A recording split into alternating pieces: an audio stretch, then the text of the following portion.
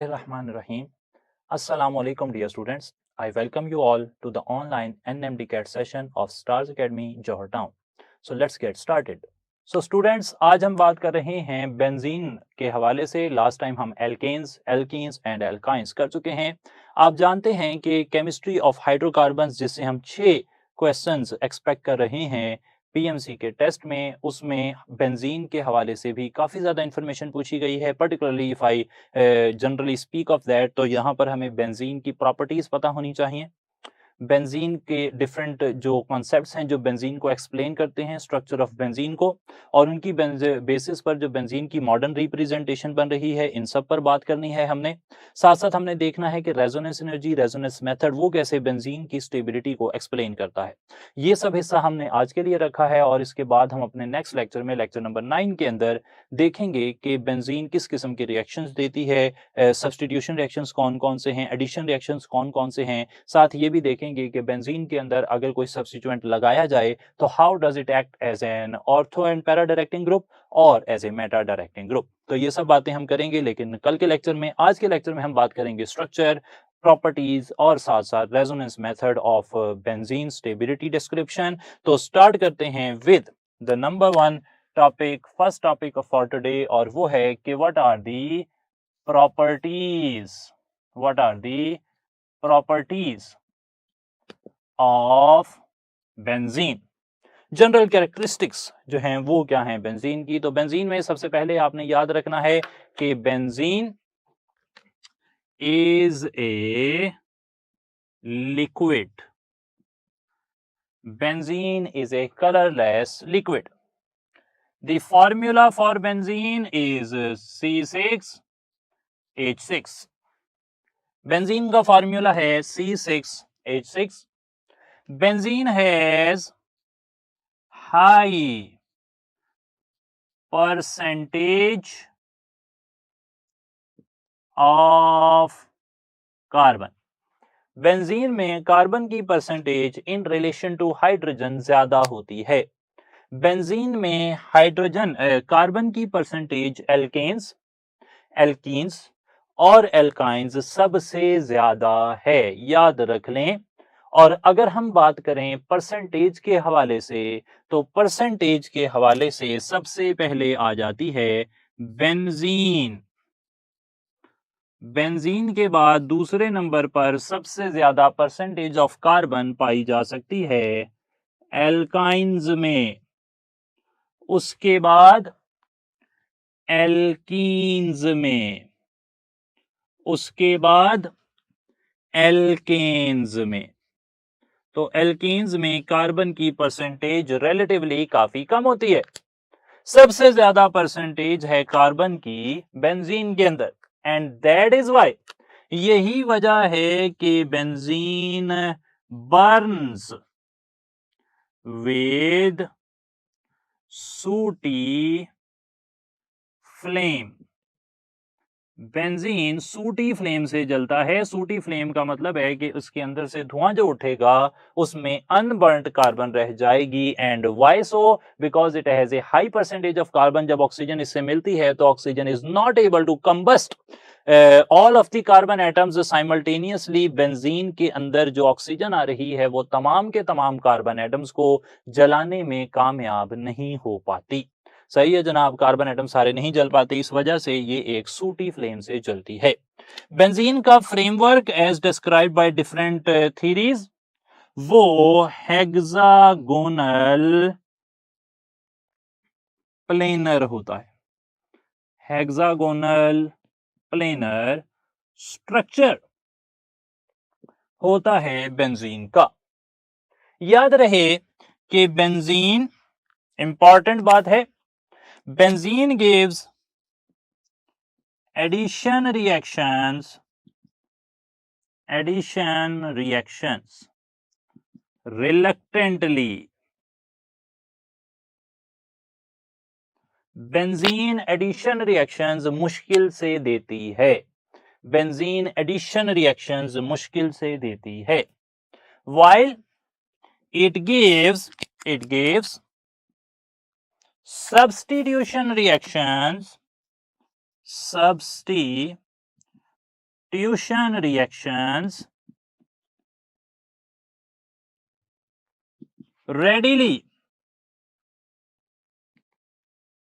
It gave substitution reactions readily. Addition reactions मुश्किल से देती है, याद रखना है रिएक्टिविटी में ये चीज वाइटल इंपॉर्टेंस रखेगी, जबकि ये सब्स्टिट्यूशन रिएक्शंस ये रेडिली देती है। फर्दर ये भी याद रखें कि बेंजीन जो है it gives electrophilic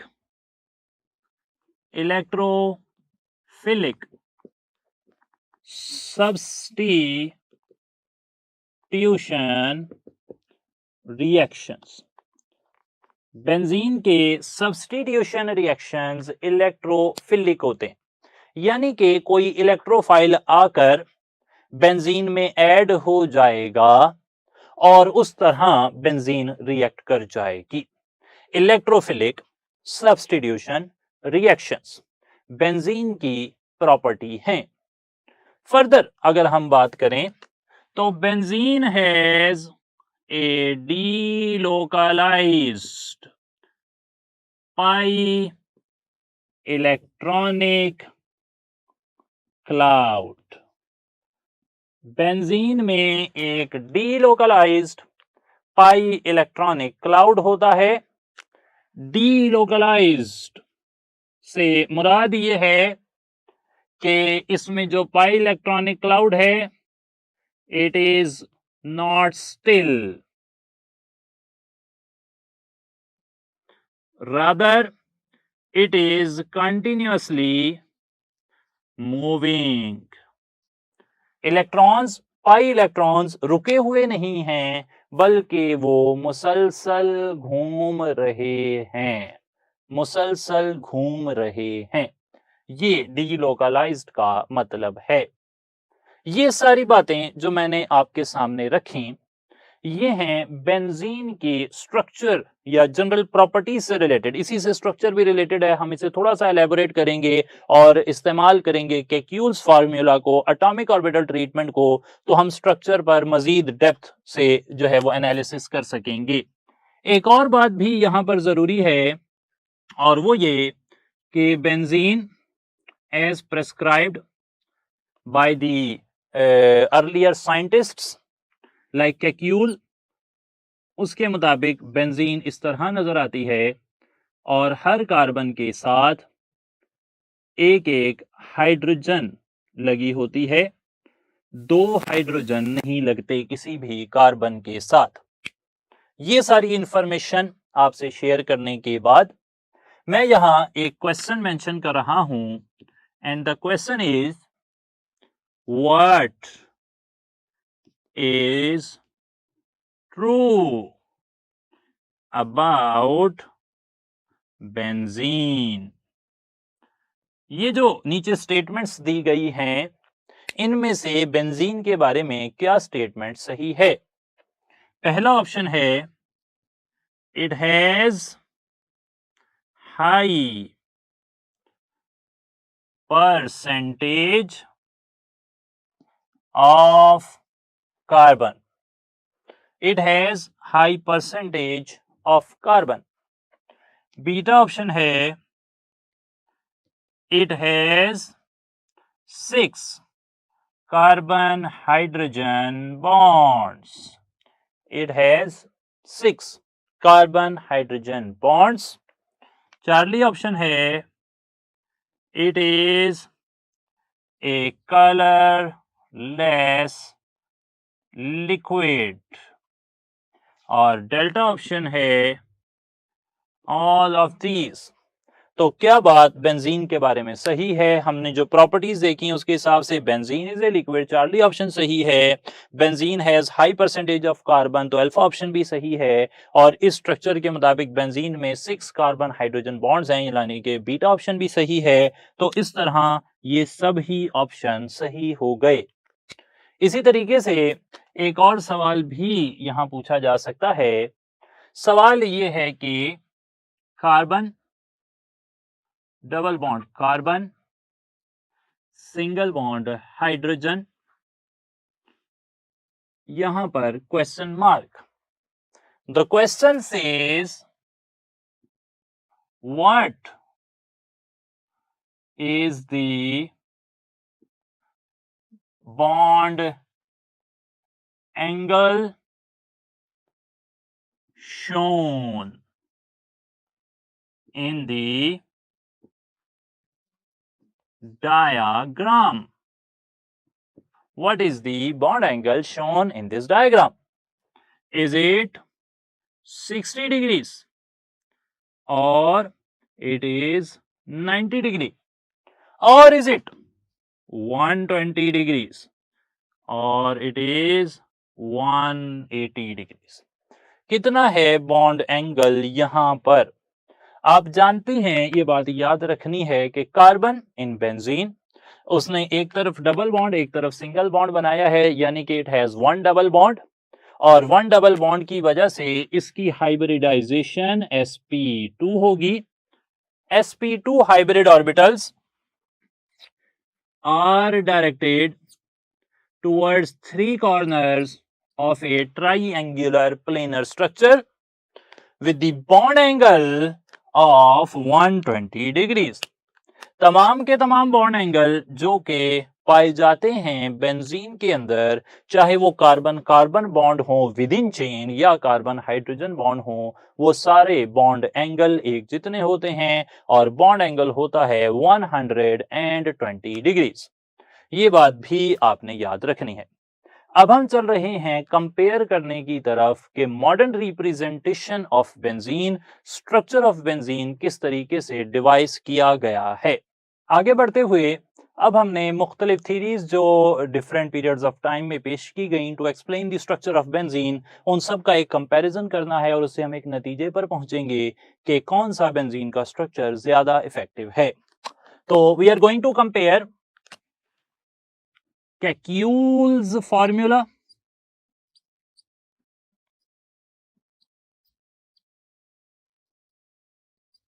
with the findings of X-ray studies, and these findings will be compared by one of the modern theories, atomic orbital treatment. And last but not the least, हम बात करेंगे resonance की, resonance method की। तो चलें start करते हैं। ये भी देखते हैं कि हम किन डायमेंशंस पर, किन ग्राउंड्स पर बात करेंगे, किन लाइंस पर बात करेंगे। तो we are going to compare number 1, number of carbons. हर स्ट्रक्चर के बारे में हम देखते हैं कि किस स्ट्रक्चर ने क्या प्रपोज किया। तो अगर हम बात करें केक्यूल्स फार्मूला की, तो केक्यूल्स फार्मूला के मुताबिक या एक्सरे स्टडीज के मुताबिक या एटॉमिक ऑर्बिटल ट्रीटमेंट के मुताबिक या रेजोनेंस के मुताबिक बेंजीन के अंदर कार्बन तो 6 ही हैं।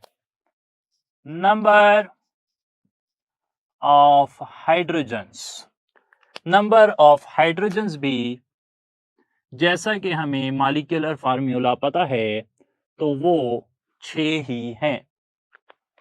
आगे चलते हैं, double bonds. Double bonds Kekule formula के मुताबिक benzene has 3 alternate double single bonds, यानी कि केक्यूल के मुताबिक बेंजीन में 3 डबल बॉन्ड हैं।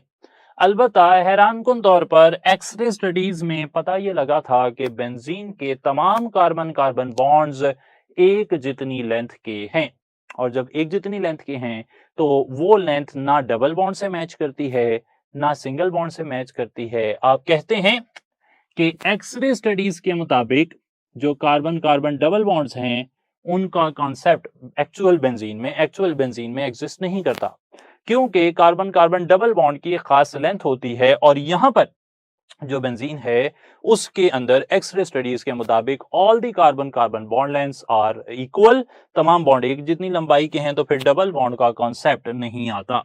बिल्कुल इसी तरीके से एटॉमिक ऑर्बिटल ट्रीटमेंट भी ऐसे मानती है कि यहाँ पर जो डबल बॉन्ड हैं वो नहीं है।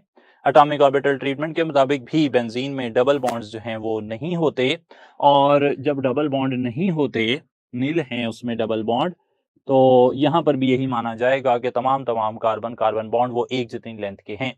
रेजोनेंस के अंदर हम कहेंगे कि कोई खास डिस्क्रिप्शन इसकी नहीं है, क्योंकि रेजोनेंस के मुताबिक बेंजीन जो है वो एक रेजोनेंस हाइब्रिड है, कैक्यूल फार्मूला का भी, डिवार स्ट्रक्चर का भी। तो वो डबल बॉन्ड को मानता तो है, लेकिन वो सब का मिक्सचर बनाकर जो बेंजीन शो करता है उसमें D localised pi electronic cloud है, उसमें डबल बॉन्ड या सिंगल बॉन्ड नहीं है। जैसा कि एक्सरसाइज में एक एमसीक्यू में हमें बताया जाता है कि बेंजीन में 3 डबल बॉन्ड का कॉन्सेप्ट जो कैक्यूल ने दिया था वो सही नहीं है। असल में बेंजीन में there is a delocalised pi electronic cloud. अच्छा, अगर हम बात करते हैं कार्बन कार्बन बॉन्ड्स की, कार्बन कार्बन बॉन्ड्स की, तो कार्बन कार्बन सिंगल बॉन्ड्स की अगर हम बात करें, कार्बन कार्बन सिंगल बॉन्ड्स के क्यूल फार्मूला के मुताबिक जब डबल बॉन्ड 3 हैं तो सिंगल बॉन्ड भी 3 होंगे, क्योंकि टोटल 6 बॉन्ड हैं। एक्सरे स्टडीज के मुताबिक सारे ही बॉन्ड जो हैं वो सिंगल हैं और उनकी लंबाई एक जितनी है।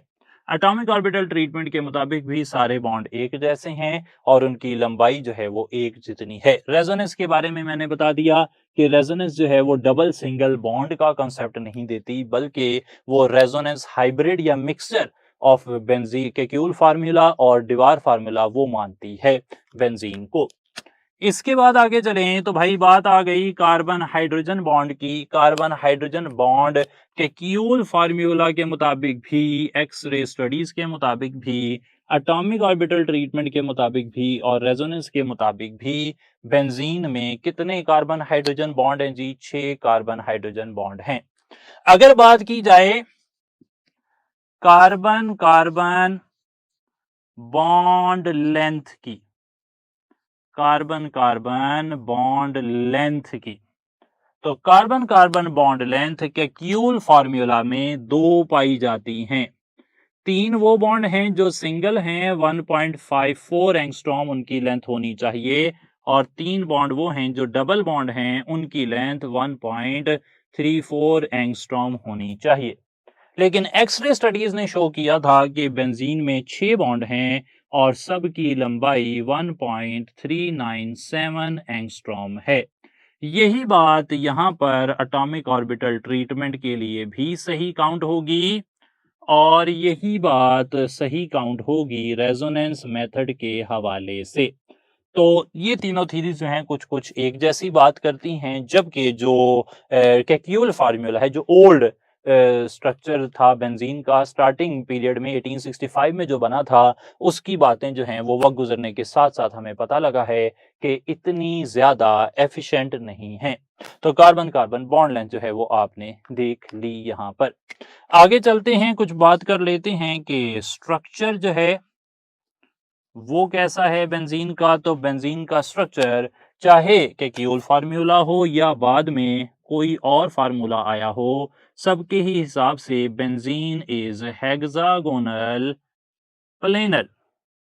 Benzene is hexagonal planar, hexagonal planar, hexagonal planar. Benzene hexagonal planar ही है तमाम तर थीरीज के मुताबिक।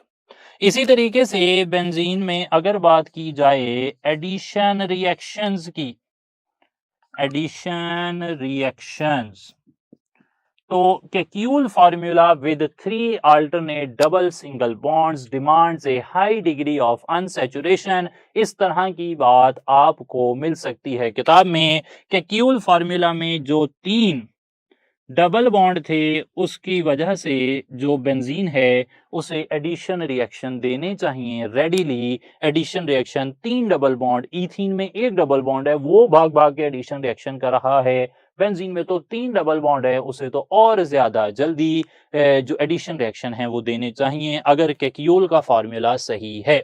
लेकिन वक्त गुजरने के साथ साथ पता ये लगा है कि एक्सरे स्टडीज और बाद की जो थीरीज हैं उनके मुताबिक जो एडिशन रिएक्शंस हैं वो बेंजीन के वो इतने ज़्यादा अच्छे नहीं हैं। बेंजीन एडिशन रिएक्शन जो है वो रेडीली नहीं देती, बल्कि उसको जो है उसको एडिशन रिएक्शन देने में मुश्किलात का सामना है।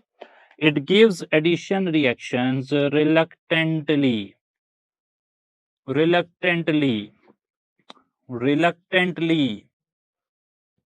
मुश्किल से एडिशन रिएक्शन देती है बेंजीन। क्लियर हो गई जी बात। आगे चलें तो कुछ बात अगर सब्स्टिट्यूशन रिएक्शंस की जाए, सब्स्टिट्यूशन रिएक्शंस की, तो बेंजीन अगर केक्यूल फार्मूला सही है तो उसमें तो 3 डबल बॉन्ड है, तो इसे एडिशन रेडीली देनी चाहिए। जबकि डबल बॉन्ड वाले कंपाउंड इथीन में हमने सीखा, इथाइन में हमने सीखा कि वो जो एडिशन रिएक्शन है वो तो दे देते हैं, वो सब्स्टिट्यूशन रिएक्शन नहीं देते। तो केक्यूल फार्मूला वाली बेंजीन को सब्स्टिट्यूशन रिएक्शन जो है वो नहीं देना चाहिए, वो नहीं देना चाहिए। लेकिन x ray studies, atomic orbital treatment और रेजोनेंस से साबित हुआ है कि बेंजीन जो एडिशन रिएक्शंस है वो मुश्किल से देती है, जबकि जो सब्स्टिट्यूशन रिएक्शंस हैं वो जल्दी दे देती है। एक्चुअल बेंजीन सब्स्टिट्यूशन रिएक्शंस जल्दी दे देती है। सही होगा जी बात। तो एक्चुअल बेंजीन जो है ना वो इन तीनों से हमें पता लगती है बेंजीन का असल स्ट्रक्चर। साइंस का तरीका ये है कि स्टार्ट में एक स्ट्रक्चर कोई प्रपोज किया जाता है, वक्त गुजरने के साथ साथ जब साइंस तरक्की करती है तो पता लगता है कि वो जो थ्योरी, वो जो कंसेप्ट सोचा जा रहा था उसमें कुछ ड्रॉबैक्स थे और उन ड्रॉबैक्स को ठीक करने की जरूरत है। सही है जी बात। तो बाद में वो फिर बेहतर हो जाते हैं, क्लियर हो जाते हैं। अब यहाँ पर हम बात करते हैं, जरा कुछ जगह हमारे पास थोड़ी कम रह गई कि जो बेंजीन है उसका स्ट्रक्चर किस फार्मूला के मुताबिक कैसा था। तो केक्यूल फार्मूला की अगर बात की जाए तो केक्यूल फार्मूला के मुताबिक बेंजीन का स्ट्रक्चर कुछ इस तरह का होना चाहिए। सही है जनाब। एक्सरे स्टडीज ने हेक्सागोनल फ्रेमवर्क तो जो है वो शो किया, लेकिन उसने कहा कि सारे के सारे कार्बन कार्बन बॉन्ड एक जैसे हैं, तो वहां पर एक जितनी लंबाई वाले बॉन्ड शो हुए। अलबत्ता ये साबित नहीं हो सका कि अंदर जो है वो डबल बॉन्ड जो है वो किस तरह लगे होंगे और सिंगल बॉन्ड किस तरह लगे होंगे। सही है जनाब। तो ये वाली अरेंजमेंट जो है ना एक्स-रे से पता नहीं लगी। हम सिर्फ समझाने के लिए ये बता दें कि यहाँ पे ना एक एक हाइड्रोजन लगा हुआ है, अंदर के क्या हालात हैं ये एक्सरे स्टडीज ने प्रपोज नहीं किया था। एटॉमिक ऑर्बिटल ट्रीटमेंट ने हमारी कुछ मदद की और उसने कहा कि बेंजीन के अंदर असल में ये वाली अरेंजमेंट होती है। बेंजीन के अंदर 6 sp2 हाइब्रिड ऑर्बिटल होते हैं और जो अनहाइब्रिडाइज्ड 2pz ऑर्बिटल्स हैं दे ओवरलैप, वो आपस में मिल जाते हैं। इस तरीके से ओवरलैप करते हैं, वो यहां पे ओवरलैप हो जाता है, ओवरलैप हो जाता है, ओवरलैप हो जाता है और इस ओवरलैप से एक continuous sheet of delocalised pi electrons that surrounds the sigma framework from above and below. Atomic orbital treatment में ये इंफॉर्मेशन आपको मिल जाएगी, तो वो बन जाता है। रेजोनेंस के हवाले से अगर बात की जाए तो रेजोनेंस के हवाले से benzene comes out to be a resonance hybrid. Benzene एक रेजोनेंस हाइब्रिड होता है। और किन स्ट्रक्चर्स का हाइब्रिड होता है? वो स्ट्रक्चर्स हैं केक्यूल्स स्ट्रक्चर्स 1 2 3 एंड डिवार्स स्ट्रक्चर्स। ये केक्यूल स्ट्रक्चर हैं और ये डीवार स्ट्रक्चर हैं। डीवार स्ट्रक्चर्स शो कर रहा हूं आपके सामने, डीवार स्ट्रक्चर्स।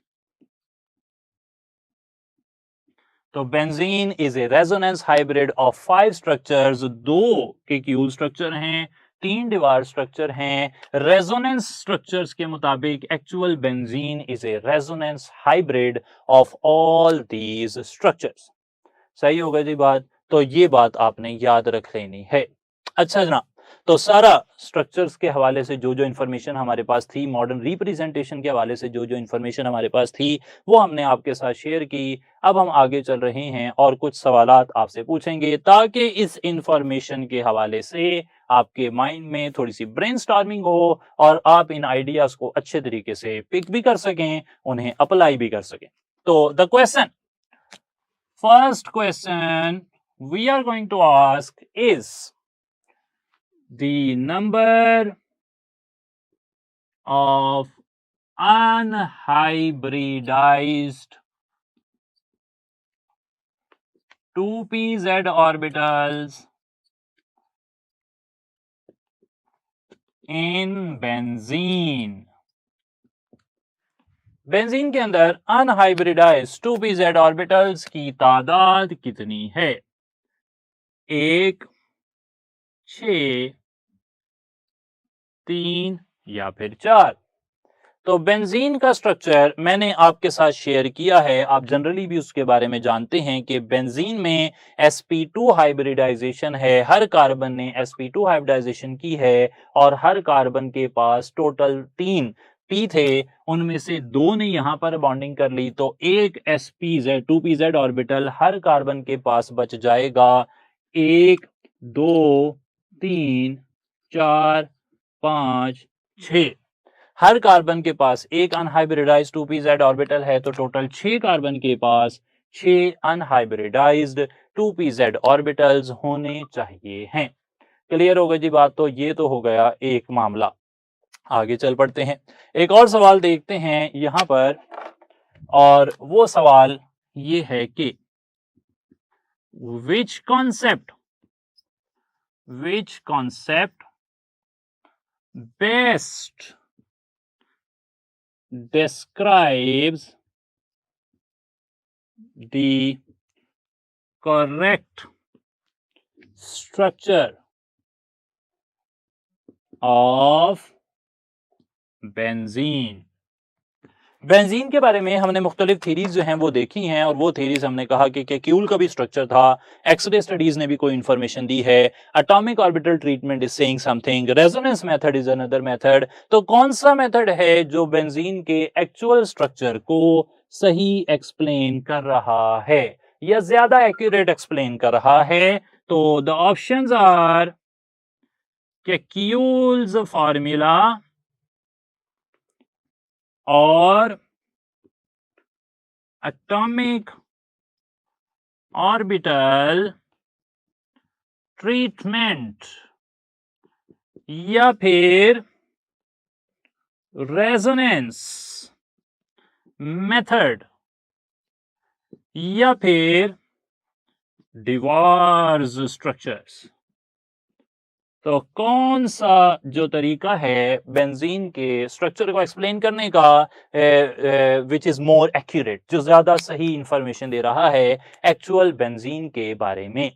तो याद रखना है आपने कि Kekule formula with alternate double single bonds, इसी तरीके से Dewar's formula with alternate double single bonds, ये बेंजीन की जो कॉन्सेप्ट हैं ये सही नहीं है, इनके साथ प्रॉब्लम है। और प्रॉब्लम क्या है कि अगर ये बात सही है कि बेंजीन हैज 3 डबल बॉन्ड्स, यहां पर तीनों डबल बॉन्ड एक जितनी लेंथ के हैं, डिवार स्ट्रक्चर में 2 बॉन्ड एक लेंथ के हैं, तीसरा लेंथी होता है, वो एनर्जेटिकली वैसे ही फेवरेबल नहीं है, वो तो बहुत ही बुरा है। लेकिन जो केक्यूल या डिवार के स्ट्रक्चर हैं अल्टरनेट डबल सिंगल बॉन्ड वाले, they demand a high degree of unsaturation, और अगर बेंजीन में डबल बॉन्ड इतने ही हैं जितने के हम सोच रहे हैं केक्यूल के फार्मूला के मुताबिक या फिर डिवार के फार्मूला के मुताबिक, तो बेंजीन को एडिशन रिएक्शंस फौरन से देने चाहिए, जबकि एक्चुअल बेंजीन एडिशन रिएक्शंस जो है वो रिलक्टेंटली देती है और जो सब्स्टिट्यूशन रिएक्शंस हैं वो रेडिली देती है।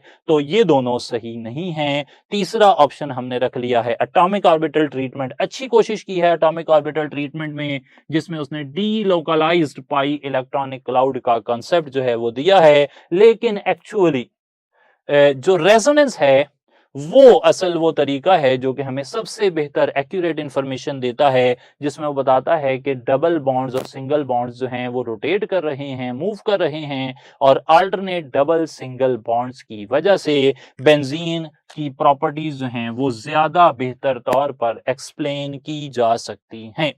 तो रेजोनेंस मेथड यहाँ पर सबसे ज्यादा एक्यूरेट मेथड है बेंजीन के स्ट्रक्चर को समझने के लिए। आगे चलते हैं और कुछ बात करते हैं फिर एक्चुअली रेजोनेंस मेथड की। रेजोनेंस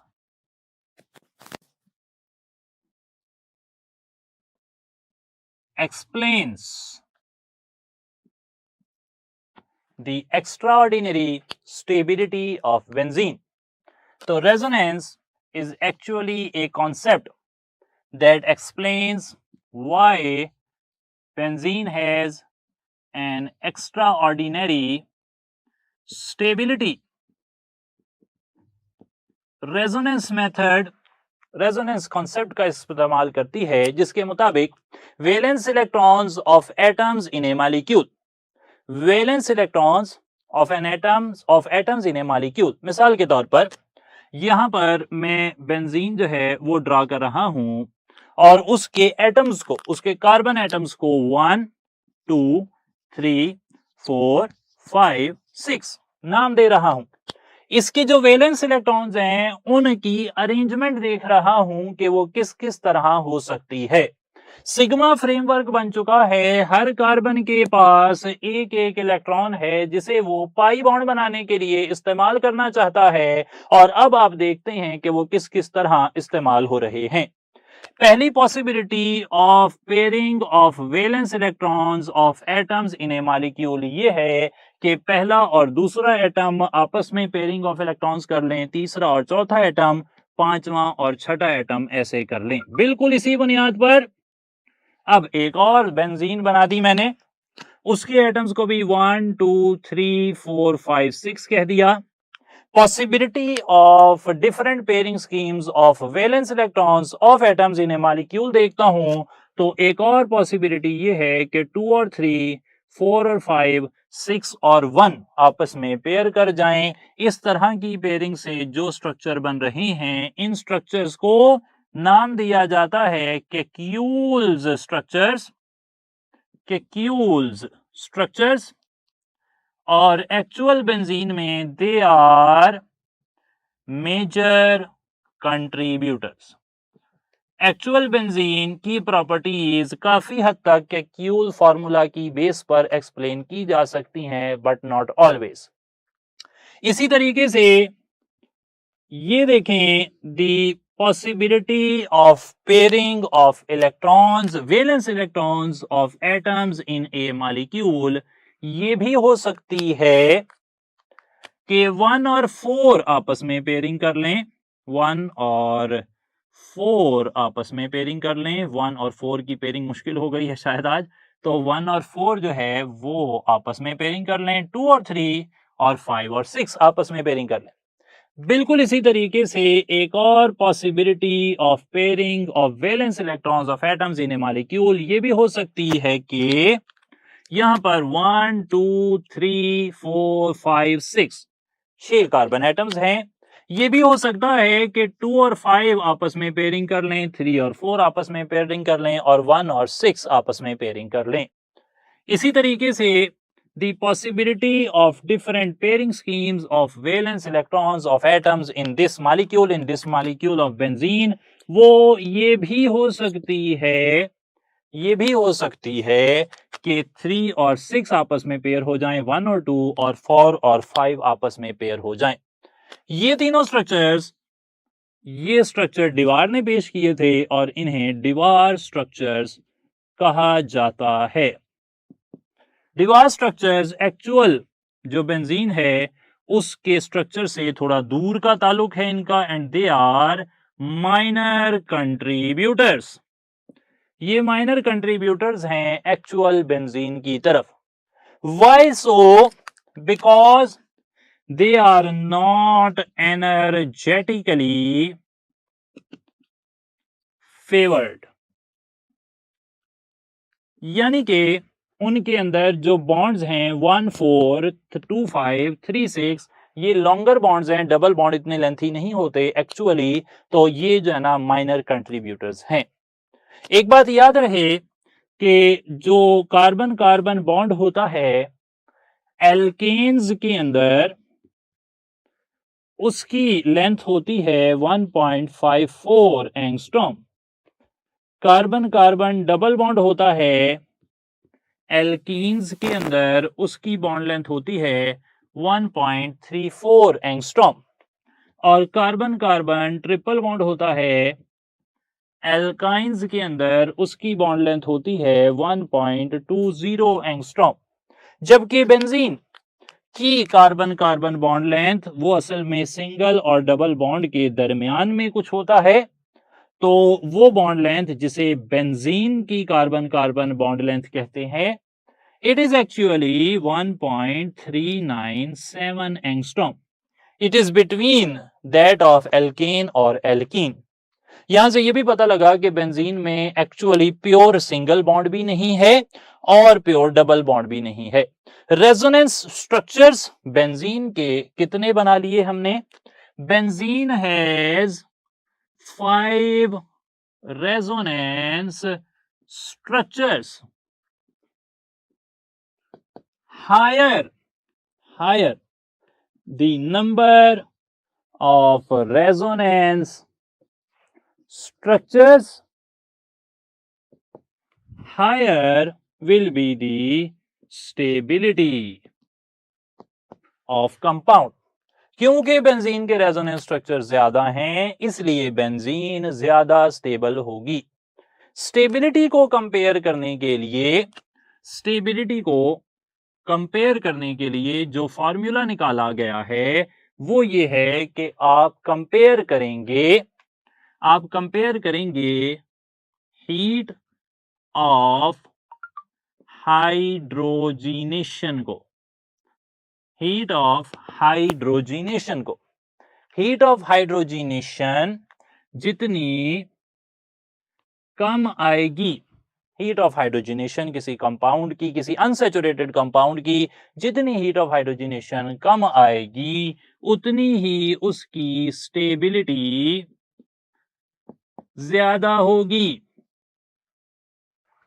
अगर एक कंपाउंड की हीट ऑफ हाइड्रोजिनेशन कम है तो उसकी स्टेबिलिटी ज्यादा होगी। या फिर ऐसे भी कह सकते हैं कि स्टेबिलिटी जैसे जैसे किसी कंपाउंड की बढ़ती जाती है तो हीट ऑफ हाइड्रोजिनेशन यानी कि हाइड्रोजन डालने से जो एनर्जी निकलती है वो कम होती जाएगी। सही है जनाब। तो यहां पर इस बात से मैं 4 कंपाउंड्स की हीट ऑफ हाइड्रोजिनेशन लिख रहा हूं। पहला है साइक्लोहेक्सीन। साइक्लोहेक्सीन की हीट ऑफ हाइड्रोजिनेशन है -119.5 यूनिट है किलो जाउल पर मोल। इसी तरीके से एक्चुअल बेंजीन जो है इसकी इसकी हीट ऑफ हाइड्रोजिनेशन है -231 किलो जाउल पर मोल। आगे चलकर अगर हम देखते हैं 1,3 साइक्लोहेक्साडाइईन, तो उसकी हीट ऑफ हाइड्रोजिनेशन है -239, यहां पर आ गई किलो जाउल पर मोल में वैल्यू। इसी तरीके से 135 साइक्लोहेक्साट्राइईन, 135 साइक्लोहेक्साट्राइईन जो कि बेंजीन है ऑफ केक्यूल्स ड्रीम्स। केक्यूल को ख्वाब आया था, सुना होगा आपने वो मशहूर किस्सा कि केक्यूल को ख्वाब में आया और 6 सांप एक दूसरे की दुम पकड़े हुए थे। तो उस ख्वाब की बेस पे जो केक्यूल ने बेंजीन बनाई थी वो ऐसी थी, तो ये असल में उसका ख्वाब ही था। एक्चुअल बेंजीन ऐसी नहीं होती। और इस मालिक्यूल को, इस हाइपोथेटिकल मालिक्यूल को 135 साइक्लोहेक्साट्राइईन कहते हैं। इसकी जो एंथैल्पी है वो है -358.5 किलो जाउल पर मोल। तो इस हिसाब से आप देख सकते हैं कि बेंजीन की हीट ऑफ हाइड्रोजनेशन रिलेटिवली कम है, सो इसकी स्टेबिलिटी जो है वो रिलेटिवली ज्यादा होगी। ये सारी इंफॉर्मेशन जो मैंने आपसे शेयर की, इससे हम कुछ और सवाल काफी पूछेंगे। एक बात याद रहे कि जो अल्टरनेट डबल सिंगल बॉन्ड्स होते हैं, they are called alternate double single bonds, इन्हें कहते हैं कॉन्जुगेट बॉन्ड्स, या फिर इन्हें रेजोनेटिंग बॉन्ड्स भी कहा जाता है। कॉन्जुगेट बॉन्ड्स या फिर रेजोनेटिंग बॉन्ड्स। तो चलें फिर कुछ क्वेश्चंस देखते हैं इस सारी इंफॉर्मेशन के हवाले से। अब हम बात कर रहे हैं कुछ questions about resonance of benzene. तो पहला क्वेश्चन जो आपसे पूछा जा रहा है वो ये है कि according to resonance method benzene is A, triangular planar, B, hybrid of Dewar structures,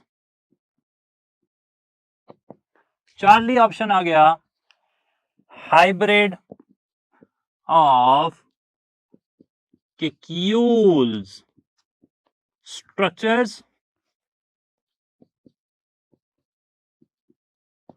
delta option है बी एंड सी। तो रेजोनेंस मेथड के मुताबिक बेंजीन का स्ट्रक्चर क्या ट्राइएंगुलर प्लेनर है? हमें पता है कि ऐसा नहीं है, बेंजीन का स्ट्रक्चर तो हेक्सागोनल प्लेनर है।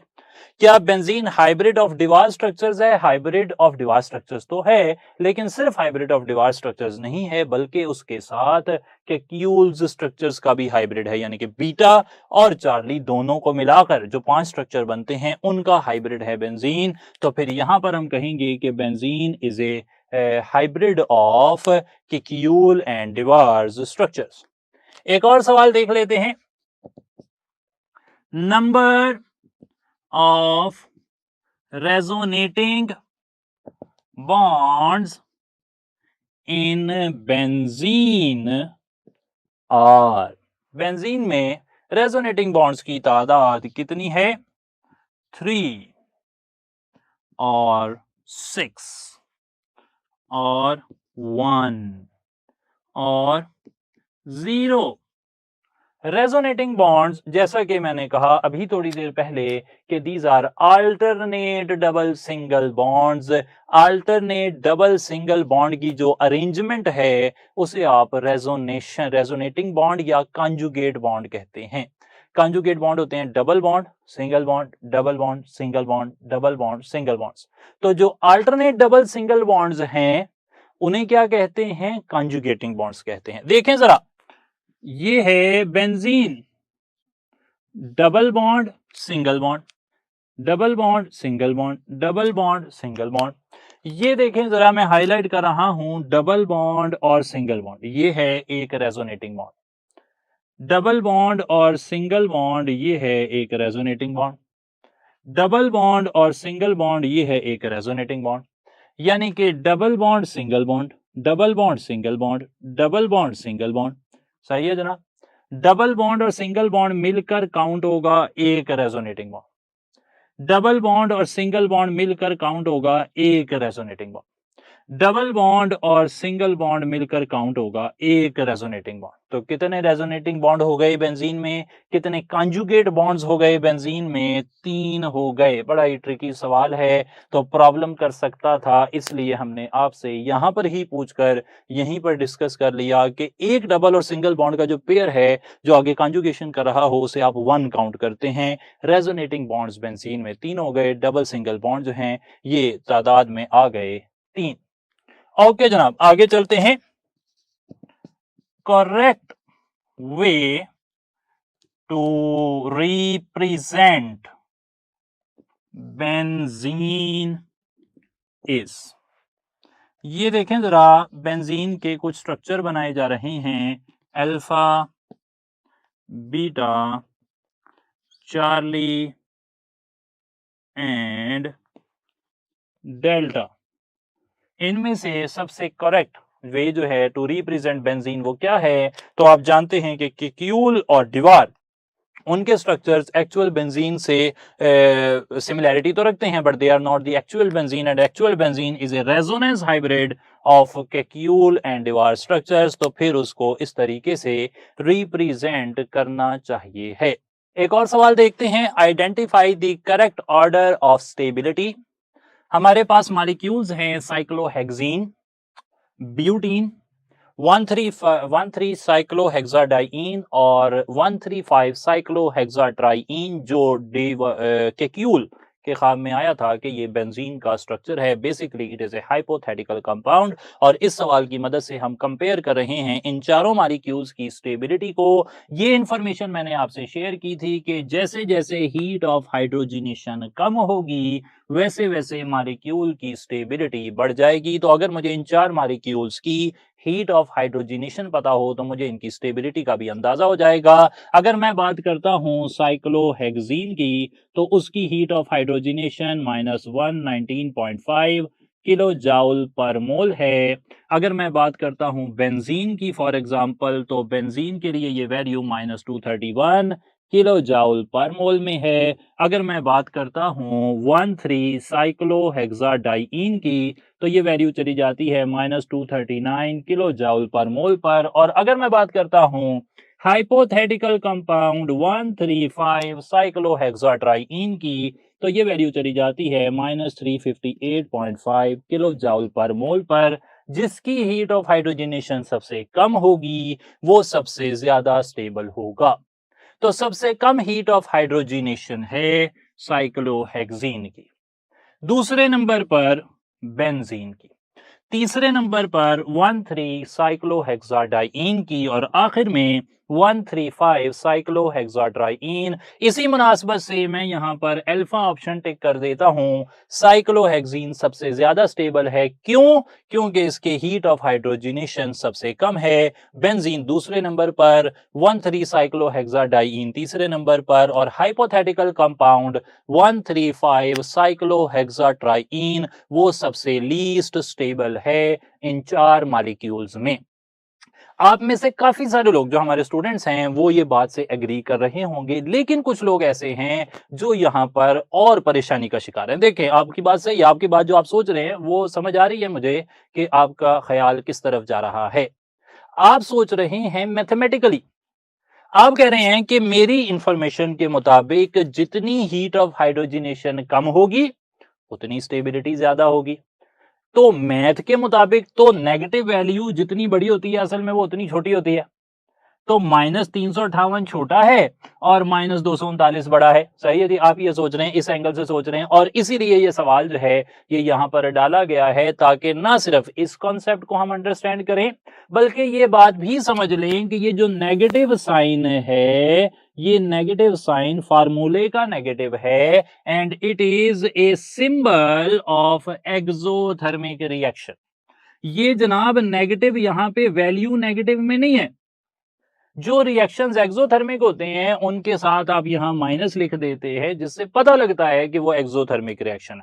ये वैल्यू के साथ माइनस नहीं है। ये नहीं बात कि ये वैल्यू नेगेटिव में बड़ी है तो एक्चुअल में ये छोटी होगी, ऐसा कुछ नहीं है। ये वैल्यू है 358.5 किलो जॉल पर मोल एक्सोथर्मिक रिएक्शन, 239 किलो जॉल पर मोल एक्सोथर्मिक रिएक्शन, 231 किलो जॉल पर मोल एक्सोथर्मिक रिएक्शन, 119.5 किलो जॉल पर मोल एक्सोथर्मिक रिएक्शन। तो माइनस जो है वो जो है ना सिर्फ समझने के लिए है, और अगर वो ना भी हो तब भी आप देखें तो सबसे छोटी वैल्यू ये है, और साथ आप मेंशन कर सकते हैं कि ये एक्सोथर्मिक रिएक्शन है। तो जिसकी वैल्यू हीट ऑफ हाइड्रोजनेशन की सबसे कम वो सबसे ज्यादा स्टेबल होगा। तो this was a very tricky MCQ. Majority of the people although they understand by this concept, लेकिन फिर भी अगर पेपर में पहली बार इस तरह का सवाल या से मिलता जुलता सवाल आ जाए तो फिर प्रॉब्लम्स जो है वो काफी ज्यादा हो सकती हैं।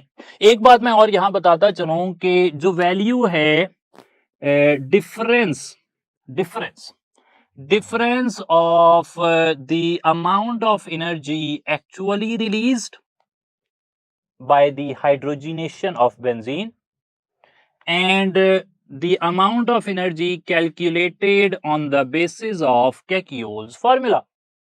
Difference between the difference कहते हैं माइनस को, difference between the amount of energy actually released and that calculated on the basis of Kekio's formula, यानी कि बेंजीन की हाइड्रोजनेशन करवाने से जो एनर्जी निकलती है उसे पहले लिखें।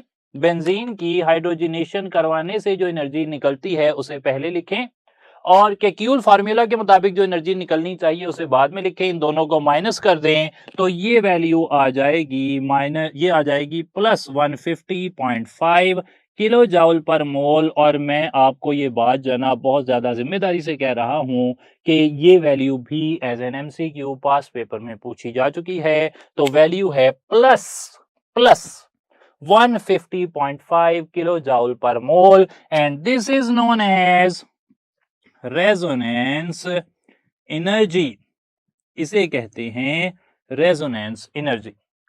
रेजोनेंस एनर्जी के साथ आज का हमारा टॉपिक लेक्चर नंबर 8 मुकम्मल होता है। नेक्स्ट टाइम हम बात करेंगे addition reactions of benzene and methyl benzene and substitution reactions of benzene and methyl benzene, और आखिर में ऑर्थो पैरा और मेटा डायरेक्टिंग ग्रुप्स के बारे में कुछ इंफॉर्मेशन गैदर करेंगे और उसे ऑर्गेनाइज करेंगे इस तरह के वो हमें बेहतर तौर पर समझ आ सके। कोई भी सवाल हो आपके तो आपके पास ऐप है, आप उसके जरिए हमसे रब्ता कर सकते हैं। हम अवेलेबल होंगे आपके लिए हमेशा। इंशाल्लाह कोशिश करेंगे कि मैक्सिमम आपकी जो क्वेरीज हैं उन्हें सॉल्व किया जा सके। थैंक यू सो मच जी। अस्सलाम वालेकुम।